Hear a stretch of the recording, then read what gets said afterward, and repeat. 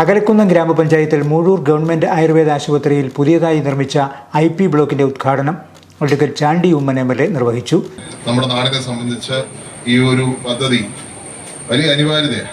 കാരണം ഒരു സ്ട്രീം മാത്രമല്ല, ഈ രാജ്യത്തിന് അതിൻ്റെതായ ശക്തിയും കരുത്തുമുണ്ട്.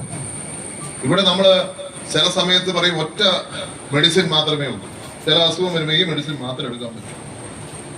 പക്ഷെ അതല്ല യാഥാർത്ഥ്യം. യാഥാർത്ഥ്യം എന്താണ്?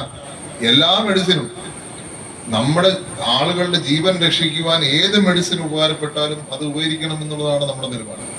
അതുകൊണ്ട് ഈ മണ്ഡലത്തിലുള്ള പ്രത്യേകത 7 പഞ്ചായത്തിലും ആയുഷിന്റെ ആശുപത്രികളുണ്ട്. അപ്പൊ അതിനോട് ഒരു തിരക്കുറി ആവുന്ന വിധത്തിലാണ് ഇവിടുത്തെ ഗവൺമെന്റ് ആയുർവേദ ആശുപത്രി വന്നിരിക്കുന്നത് എന്നുള്ള കാര്യത്തിൽ സംശയമില്ല. ഇന്ന് 10 ബെഡുകളുള്ള, ഭാവിയിൽ 30. ഇവിടുത്തെ സ്വാഗത പ്രസംഗം സൂചിപ്പിക്കട്ടെ, സൗകര്യമുണ്ട്, അത് 30 ആയിട്ടില്ല. അതിനുള്ള സ്റ്റാഫും അതിനുള്ള സംവിധാനവും ഡോക്ടർമാരൊക്കെ വേണം. അതിന് ഗവൺമെന്റിനോട് ഞാൻ അഭ്യർത്ഥിക്കാൻ പോവുകയാണ്. ഞാൻ ഇത് കഴിഞ്ഞാൽ ഉടനെ ഞാൻ കത്ത് കൊടുത്ത് അത് പ്രത്യേകമായി അഭ്യർത്ഥിക്കും. ഗ്രാമപഞ്ചായത്ത് president Sindhu Anilkumar അധ്യക്ഷയായിരുന്നു.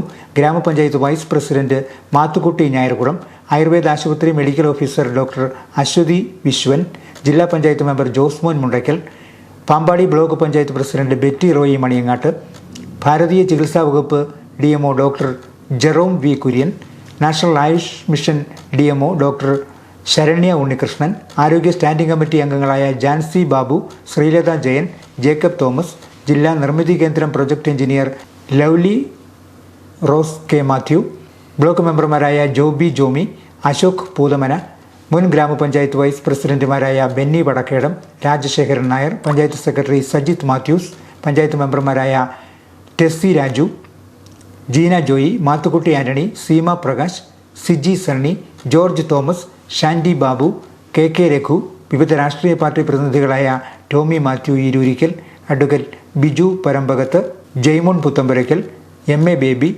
Unnikrishnan, VP Philip തുടങ്ങിയവർ സംസാരിച്ചു.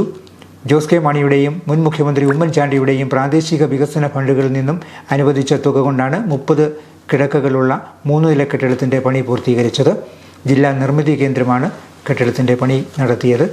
പരേതയായ മറിയാമ്മ ആന്റണി തുളുമ്പന്മാക്കലാണ് കെട്ടിടം നിർമ്മിക്കാൻ ആവശ്യമായ സ്ഥലം സൗജന്യമായി നൽകിയത്.